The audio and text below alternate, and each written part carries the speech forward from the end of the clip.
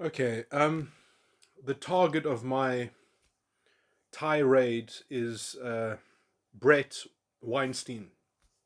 Uh, but this is meant to be a springboard to the general, quagmire that is sort of, let's say, racial politics. Because a lot of people, they're not precise enough in their morality premises. They don't track their own moral suppositions. And Bret Weinstein is, to me, an egregious example of how someone who has been through so much can still be saddled with this kind of a moral nebulous iniquity. I mean, he has had experiences, I would say, where he should have already disabused himself of this kind of bullshit that he is obviously prone to. So I'm going to try to tease that out and to talk about that, but also to talk about I mean, in some sense, these issues come to a head where I live in South Africa, where effectively we are riddled with what has become essentially normalized black fascism and the moral relativism of racial relativism that has been normalized by journalism and academics, of which Bret Weinstein, I'm going to claim, is still saddled with the toxicity thereof. Okay, so let me specifically try to target and point at what I'm critiquing in Bret's worldview. So, you know, Bret will, in a quite a sort of, I would say, in a mealy mouthed way, will sort of will gesture at very strange things that he outlines. That will essentially people in America are hard done by the man, or they suffer prejudice, they suffer societal oppression. I mean, he basically he echoes these kinds of claims that there is structural oppression, and how he arrives at that is that uh, basically outcomes, just looking at statistical outcomes, and then looking at how policies have had a differential impact based on generalizations, based on group demographics. So if you have a public policy and then you look at the outcomes and you look at it and you break that down based on demographics and you say, well, that's a racist policy that is prejudicing and targeting this group of people. Now, when you have that kind of lens, I would say you already come from a racialist relativistic point of view. You are proceeding from an incorrect moral premise. Essentially, you're already looking at the world like a racialist. Okay, so I mean, I would say that you've already sacrificed the normative value set of non-racialism, and this also is why you come into these disgusting and toxic conflations where you conflate real obstacles and challenges with racial prejudice, and then it becomes insoluble. You can't tackle it. You can't do anything about it because somehow it's racism. So you're going to conflate real challenges to development and and establishing things that are needed in order to have a functioning culture and a functioning society. You're just going to conflate that with prejudice. That it's all caused by an outside external actor, that you are just the kind of the suffering the effects of somebody else's imposition. And so you already give up an internal locus of control, you give up responsibility and accountability. And I think I'm jumping around slightly, but let me just contrast this with, let's say, white poverty in America. There are more poor white people in America than there are poor black people. I mean, this is just, in some sense, a truth based on base demographics. But and let me just put it in a visceral way. There is more white trash in America than there are poor, betrodden black people. Okay, now, but in some sense, I would say that the white trash are in a better position because in some sense they know what's keeping them down. It's not, they don't have this excuse of structural prejudice. What's keeping them down is, sort of the war on drugs maybe, and drug addiction and dysfunction caused by substance abuse and other kinds of problems that are poverty traps across the board. It doesn't matter what race you are. And in some sense, then if someone wants to break out of that cycle, then they can identify these things.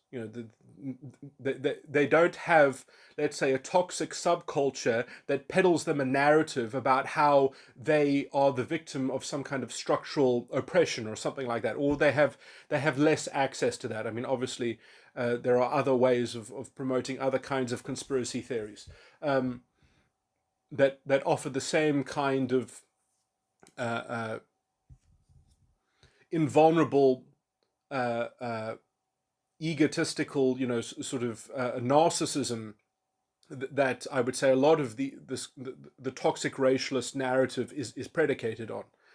Now, obviously, because of the history of things, you can always make a claim, well, it's all just, everything is an effect of history. And as soon as you give yourself into that paradigm, then uh, not only are you dealing with a kind of dehumanized, homogenous mass that is humanity at that point, that has no agency, no capability of developing self-determinism or having agency. You're now looking at a lens that deprives individuals of all these things. But when you take that framing of the problem, uh, again, I mean, this is almost a kind of a left-wing trick as well. Then essentially it becomes that everything moves from the center and from the collective and the center of the collective. That you need a state-driven structural solution to a structural problem. And you can define problems in this way. They become insoluble at that point. And especially if you conflate it with history. So because I mean, at what point do you get to argue with history and win the argument? History happened. It's done. It's finished. So being able to have a kind of historical determinism that essentially alleviates people from having any kind of ownership of their own navigations in life and their own choices and decision making, and putting it into a statistical model in which the center of the structure determines everything, you end up creating more of a gerrymandered political, sociological reduction that ends up frankly incapable of diagnosing what the real challenges are. And I would say that has a lot to do with the rhetorical, labeling of, oh, well, this is prejudice, this is structural prejudice, or systematic oppression, or something like that. It's utterly insoluble. It doesn't function. So just because you can talk about things about happening in history and that history is true or something like that, doesn't mean that you can get away with shifting into a historical determinism and get away with that politically, because or at least moralistically, because then morally you're not dealing with human beings that have any value or worth or self-ownership, that are in fact in some sense incapable of those things, and they need to be maneuvered from the top down, or from things that represent the moral consideration that is vested in them as a group, as a statistic, as some kind of demarcated, huddled mass that needs some kind of representation on the level of the identity and not on the level of the individual. And so once you're into that politics, you're not in liberal democratic politics anymore, and you don't have normative values. You have fascistic values, and you have fascistic politics, which is also somewhat democratic. It's just not a liberal democracy. It's just a kind of, in some sense, fascists always want more and more direct democratic accountability, so that they can essentially just, especially when they are looking to define their powers in some kind of legal positivism, in which that they can more directly, supposedly,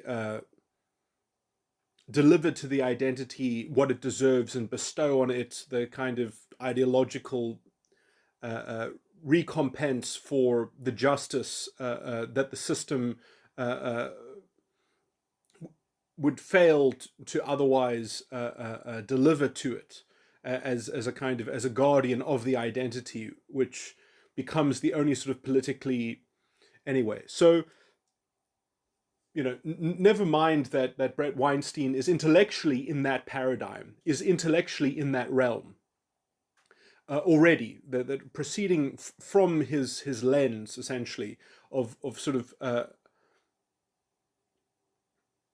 of conflating individual outcomes with history in some sense. He has morally and politically in some sense reduced people's sort of bundle of interests into fascistic ones, in which also common decency, common humanity, normative values are all dissolved in that vat, because somehow I guess it's a useful way at somehow tackling these problems, because if you can define the society as being prejudiced, somehow that helps you solve practical challenges, pragmatic issues.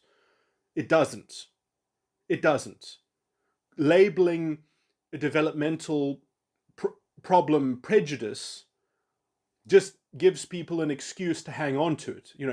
In the wise words of Samuel L. Jackson, the thing about all the race stuff is that people should stop talking about it. Just stop talking about it. Don't talk about how it has historical mirrors or something like that to itself. It's not useful. I mean, in some sense, as I say, like, this is the one thing that white trash have up, it puts them in a slightly better orientation or a better position than the supposed. I'm somewhat critiquing the narrative that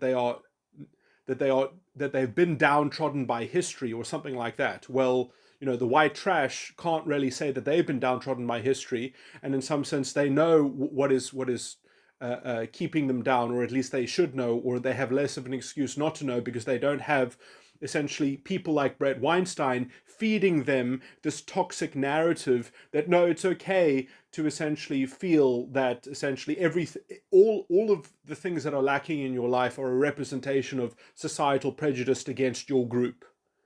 Therefore, you are allowed some kind of special dispensation, or you can indulge essentially in vulnerable narcissism, and you can cling to your vulnerable narcissism essentially to project onto people prejudice when you don't get what you want, when you don't get access to resources immediately. And so you force people into a moral dimension which is fundamentally fascistic, which is fundamentally antithetical to actually having, any kind of real, authentic development. And in some sense, gives people a backup excuse when they fail, or if they fail, to rely on that. And in some sense, people will, I think it creates almost a perverse incentive for people to rely on that excuse, which is a never-ending excuse, and in some sense becomes a self-fulfilling prophecy as well. It's incredibly toxic, but it's also incredibly, what's the word? It entices people. Anyway, so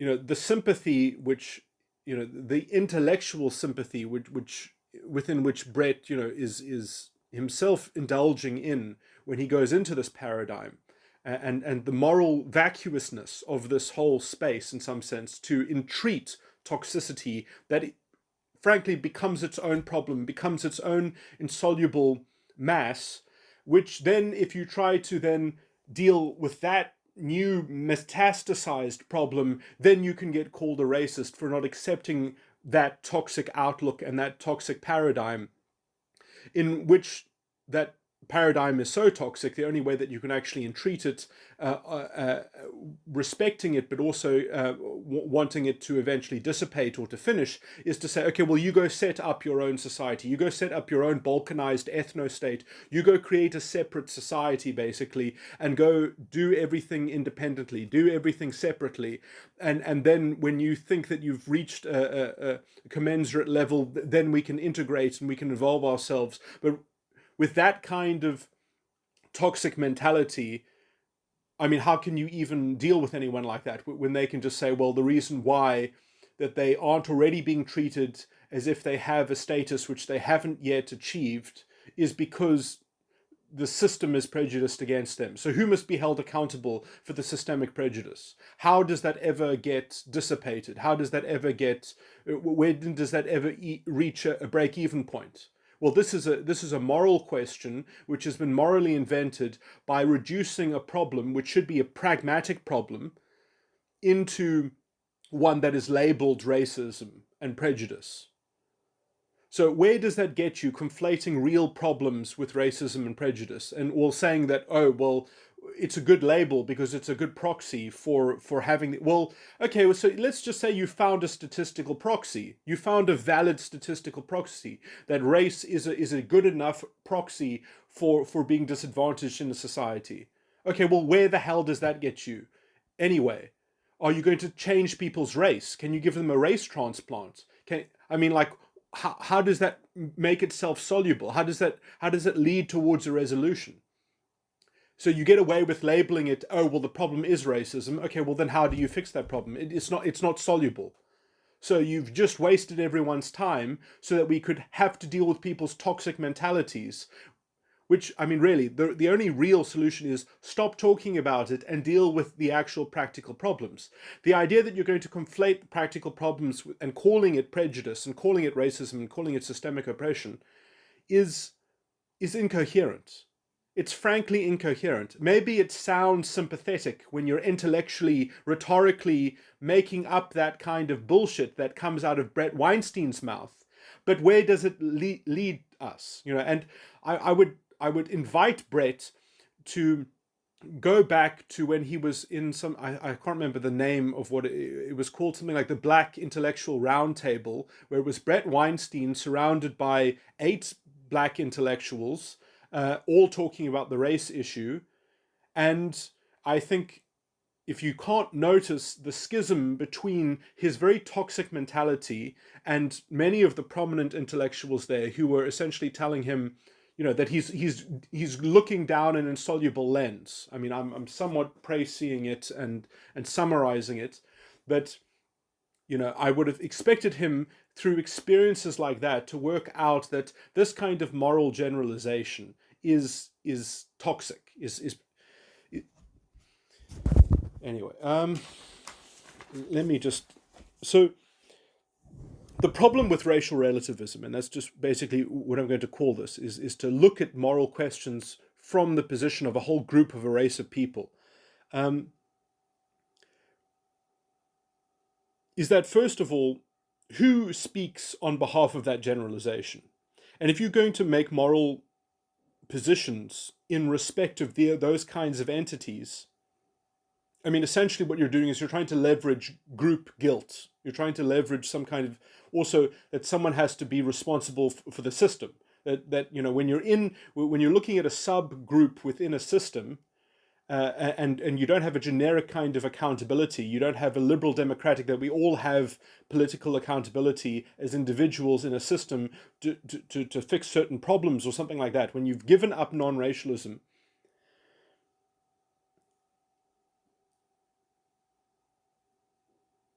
and you're looking out for the interests of a subgroup that as that group contains some supposed set of moral consideration is vested in the membership of that subgroup, not being an individual, but being a member of that identity group.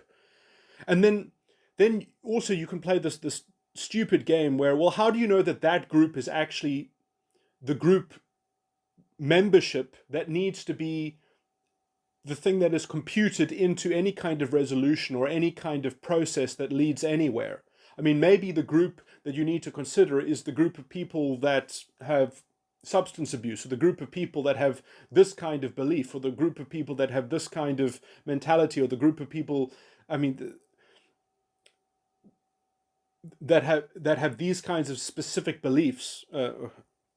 So, I mean, like, or the group of people that have this kind of politics, or, so you could break down that group into many other different subgroupings. And how do you know that some of those subgroupings don't have particular, let's say, attributes that should morally be imputed to that subgroup? How do you know that some people in that group aren't doing something that makes them deserving of failing in this world, essentially? How, that you're just going to mask it, well, saying, well, it can't just be that they're all, because they're all attached to this group that went through this historical problem, that therefore everything else that this group does must be indemnified by the systemic prejudice and the systemic oppression that happened against them historically.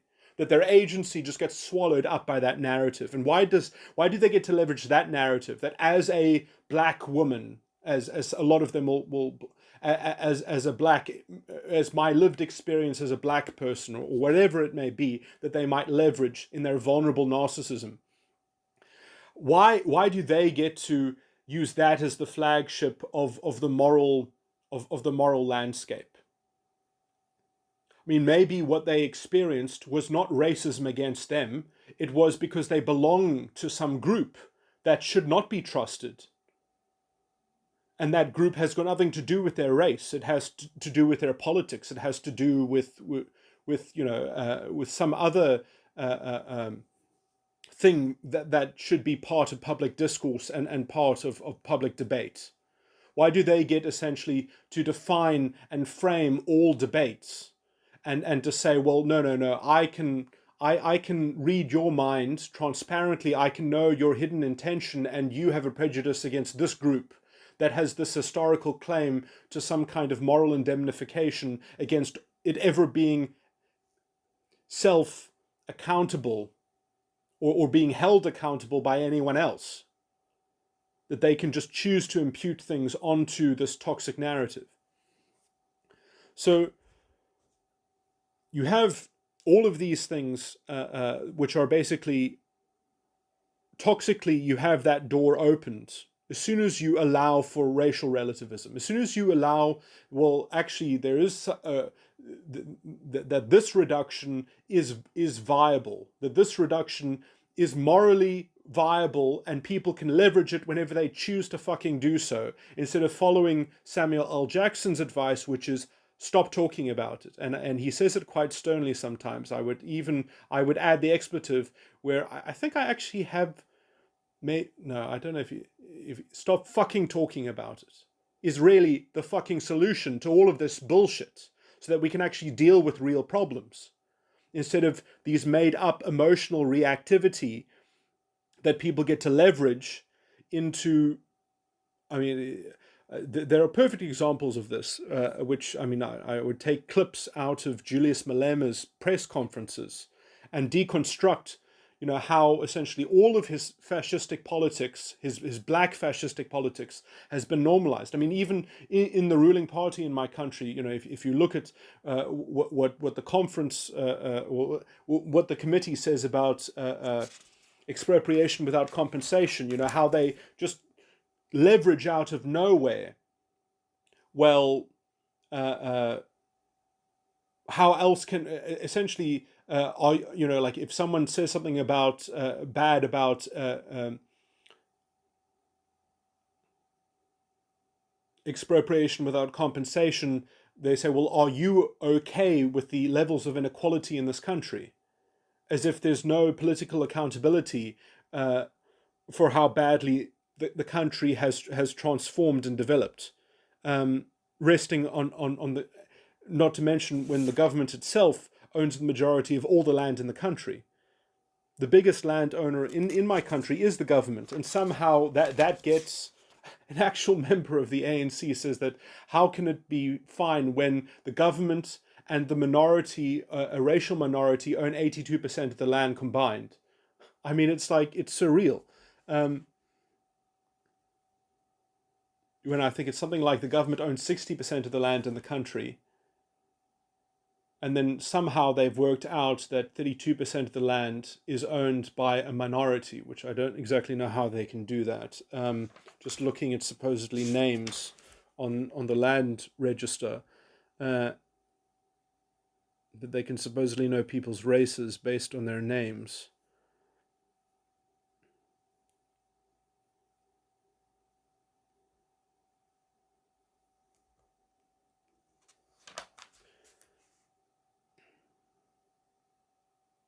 which, by the way, you certainly can't do in the Western Cape. But anyway, I'm not going to get into that municipal kind of politics too much. Let me focus. But yeah, so I mean, there has been a consistent campaign to morally debase, let's say, the colorblind ethic and the colorblind, that colorblind measures have been said essentially to even perhaps reinforce inequality.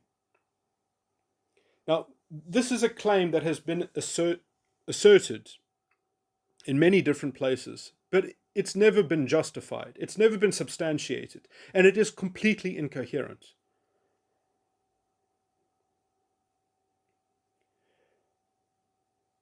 If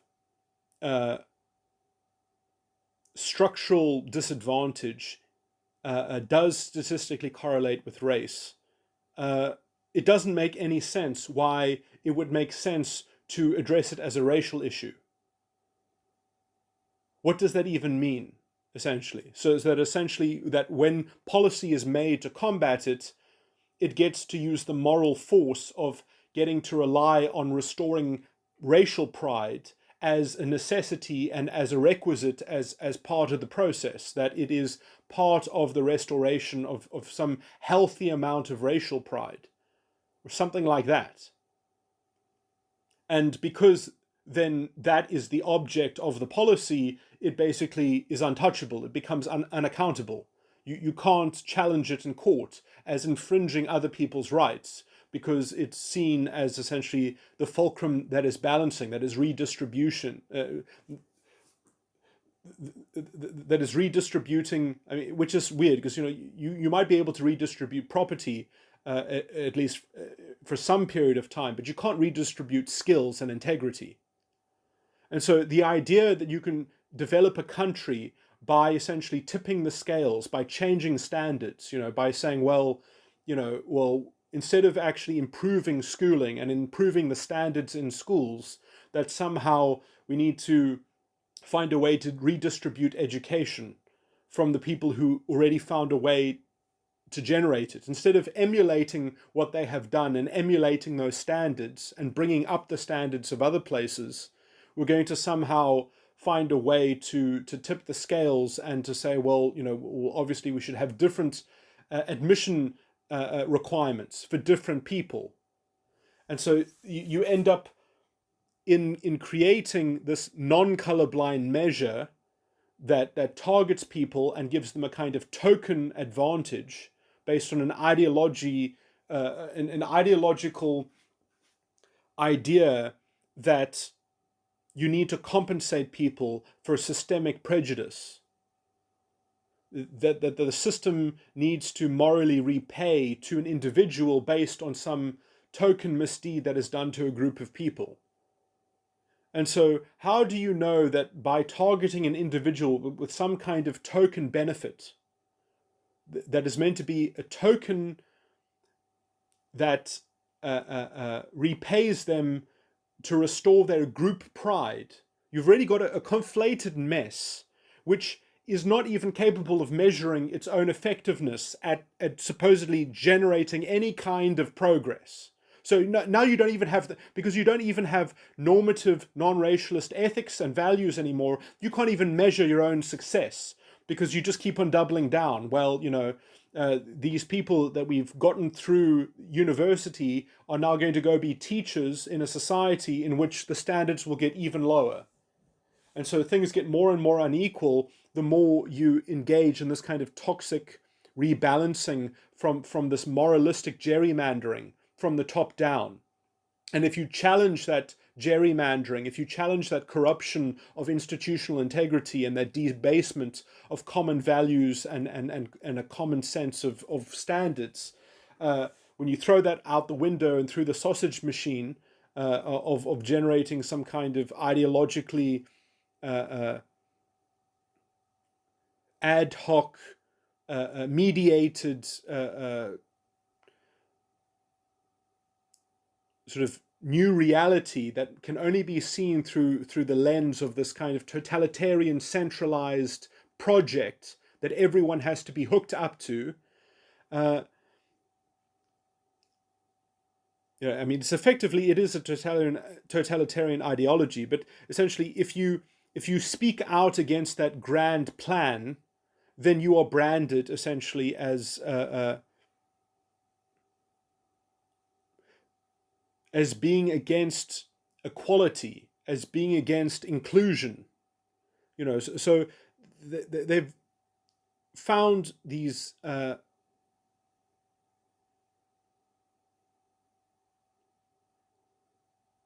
really strange ways of allowing government and central authority to cloak itself in a kind of moral absolutism that cannot be challenged.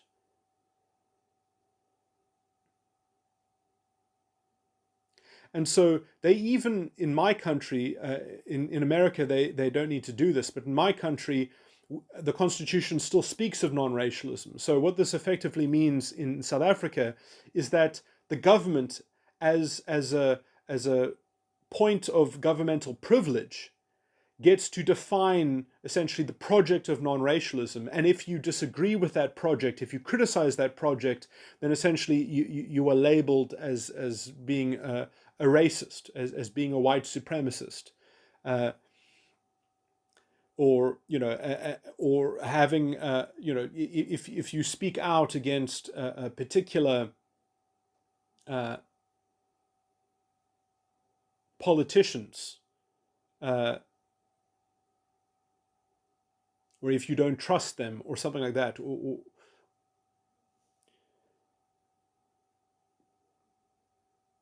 so it's this weird kind of moral blackmail in which you have to prove the negative against their conspiracy theory and their ideological presumption that the system in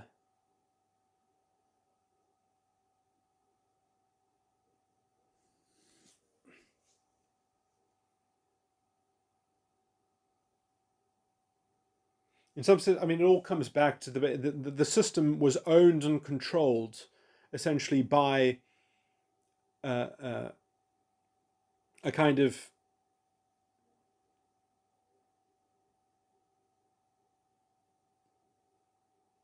by the racial category, or by the agent, which is a kind of collective agent and an entity that actually has real moral consideration. So essentially it is this belief that there was white agency or something like that in history, and that it was a real actor, it was a real entity, and therefore, based on that perpetrator status, then you can set up essentially a sympathetic victim status. And once you've got those moral categories in your head and all moral consideration flows from them, you're basically a proto-fascist at that point. And all your politics is prone to being hijacked and by branding people essentially enemies or friends or allies of these entities, and of doing the right thing in accordance with the entities or doing the wrong thing in accordance with these entities. And as soon as you've got that kind of politics, you live in a kind of in a totalitarian system.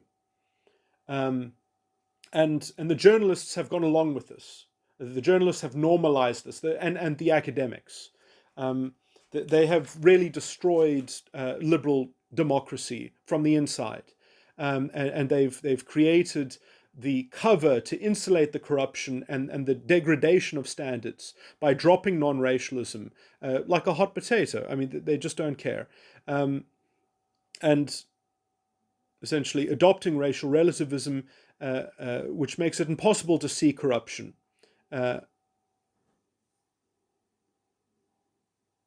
And the general institutionalized corruption, especially of the law, and the betrayal of the Constitution, and the betrayal of the actual true meaning of social justice, which is the justice of the individual against the group in the society, not against group versus group, no, not against group versus society, against the individual.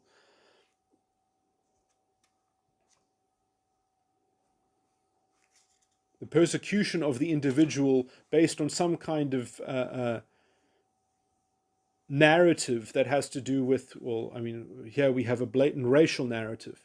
Um, but yeah, so Parliament, especially in this expropriation without compensation committee. Anyway, I mean, so yeah, it seems that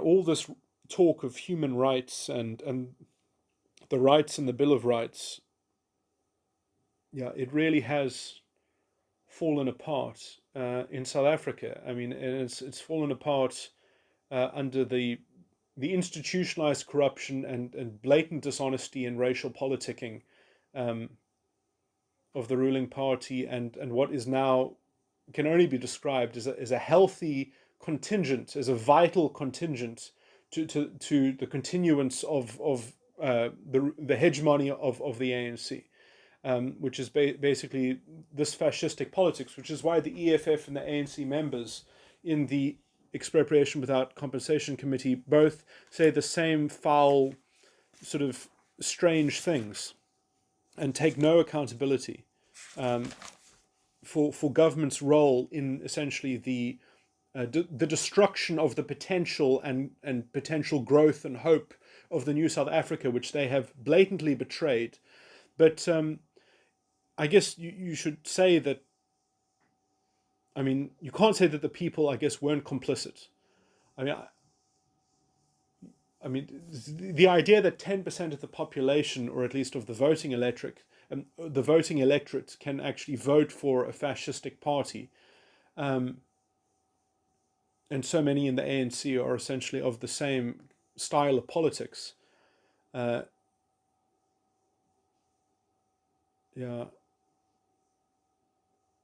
I mean, it's certainly depressing, I guess. But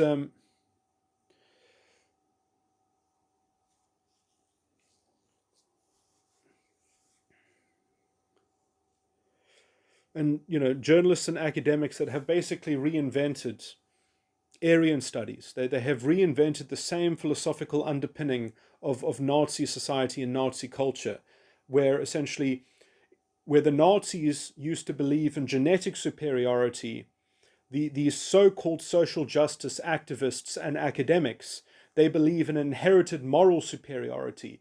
And this is an article, this is a supposition, which is hidden in Bret Weinstein's fucking toxic paradigm. This is the same. This is the same moral reductionism.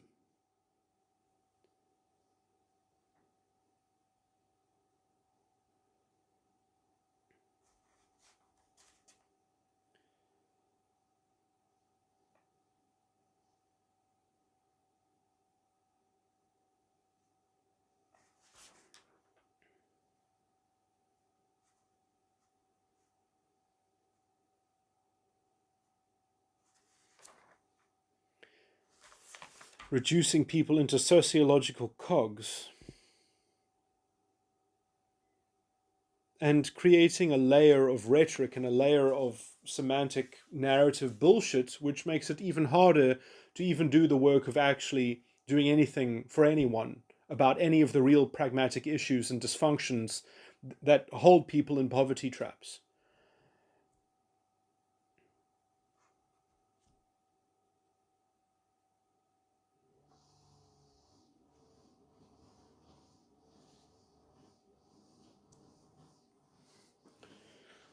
I would guess that the other big problem is, I mean, and in some sense, what even more disgusting is that they rely on this language because they know that these problems are hard to tackle and they're hard to do something about, and they all have trade-offs attached to them. And so, because, let's say, the proximate hope to improving people's lives, if you don't lean into essentially self-ownership and self-determinism, if you instead want to go with these structural interventions and changing the law and changing, like, uh, So let's just say that you legalize a lot of crimes so that you don't incarcerate people, so that they're still in the community. Well, they might still be antisocial. They might still be essentially dysfunctional as hell. And in some sense, having them around is perhaps not even as good as having them removed and being incarcerated. So the idea that that somehow it's the structure's fault that people essentially are calcified into some pattern of dysfunction or something like that. Uh, I mean, yes, you could always sort of improve schools and things like that, but again, that is hugely problematic as well, I would say, because you can not overcome a toxic culture. In some sense, a lot of these problems uh, can only be tackled on a cultural level, and in some sense, again, I would say that the reason why they can't be tackled or why they remain unsolved is because on that cultural layer, essentially, you have people like Bret Weinstein who is willing to provide this disgusting and toxic intellectual sympathy to a kind of social reductionism and a historic reductionism and a racial relativism, which is exactly how this culturally perpetuates itself. And so,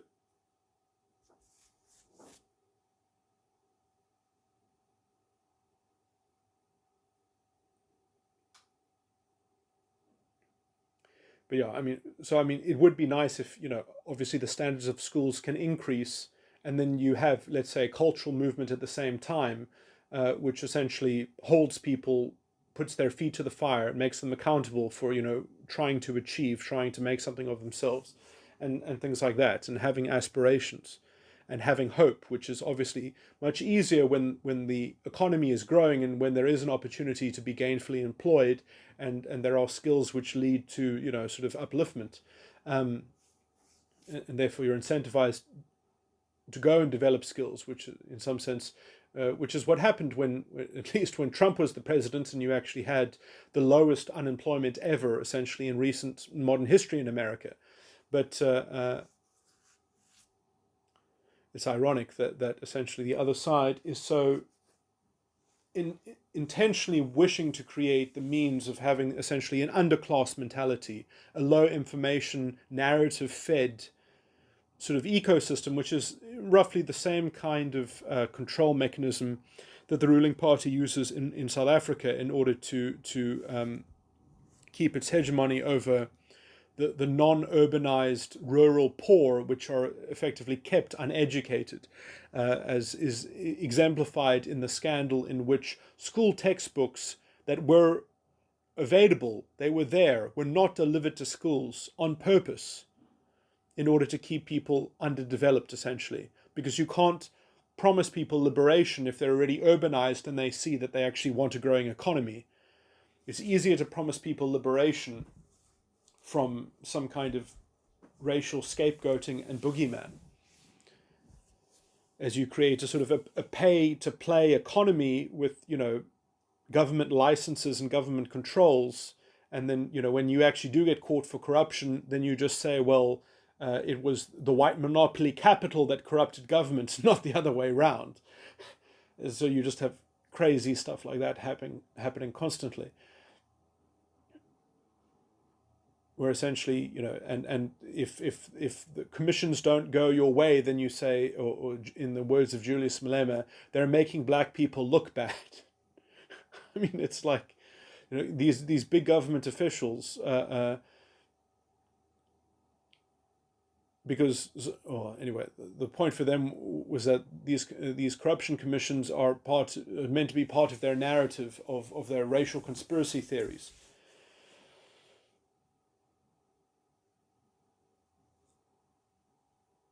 Which I'll say is thematically not that different from Bret Weinstein's historical reductionism, which I also think is slightly cherry picked. Because if you actually look at the history, or I mean, I won't even repeat the points, but if you just look at the work of Thomas Sowell, you'll see that essentially you can paint quite the opposite story. That although black families were poorer, they were advancing much faster than anyone else. They had higher literacy levels than the average population, and they were gaining, in terms of class mobility more than any other group.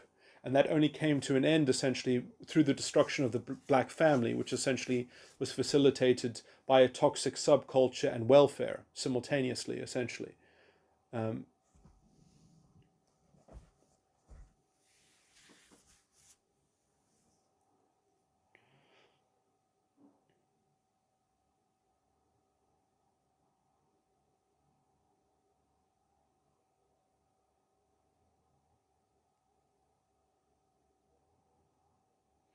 and again, I mean, to reduce that into, I mean, if anything, you could say that it was a conspiracy against black people, but in some sense, that's just a way of indemnifying black agency, or at least black women, for choosing to be single mothers, and to do that to their children, and to live off welfare and things like that. And I do think that displacement of integrity and displacement of externalizing accountability is in some sense the theme of the decadence and the corruption that we suffer from today. And this is a theme that you see everywhere. And in some sense, our inability as a culture to hold women responsible for their toxic decision making, that somehow they are always morally subject to the conditions of society, that it's always just systemic structural things that are happening to them, that they are never competent for the decisions that they make, morally accountable and competent, to be held accountable.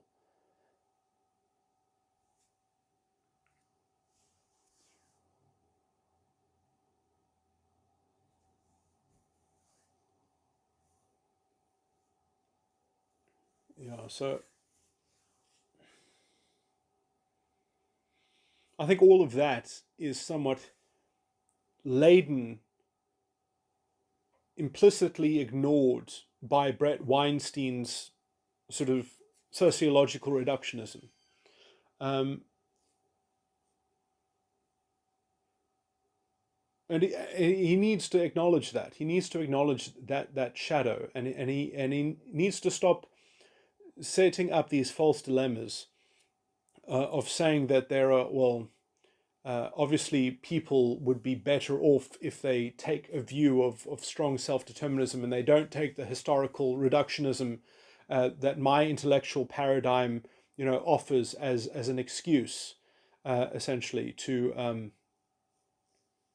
And again, I mean, I don't know where he pulls out these kinds of these zero-sum paradigms um, that he is somewhat invoking out of nowhere. To prove his point that people are systematically being prejudiced against, or oppressed. And again, like these are things that, in some sense, they're so obscure they're not worth mentioning, because they're not translatable into anything that becomes soluble. Like there is a hint of truth in it, in as much as you accept the premise of generalizations and treating people as members of generalizations. But then what moral paradigm are you in? You're in a racialist one.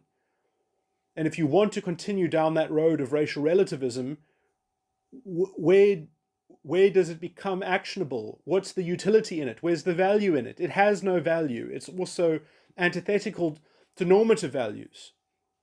But Bret, well, it's intellectually sweet, or it's intellectually somehow it's technically useful. It seems to have a technical edge to it that it could be leveraged into something. It could be useful to something.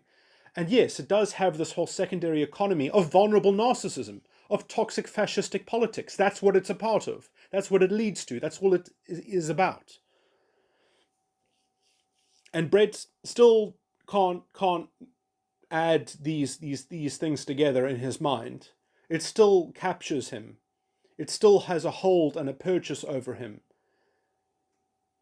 Because it's too simple. Because reductionism, I mean, well, this is what happens when you're in these kinds of scientific sort of things. I will This is a recording that I've made after making many recordings that I haven't uploaded. I will probably upload this recording first, and then I will upload another one in which I talk about Bret and complain about some sciencey stuff that Bret was talking about and philosophical things that he was talking about, in which I touch more fully on what I've just expressed. But anyway.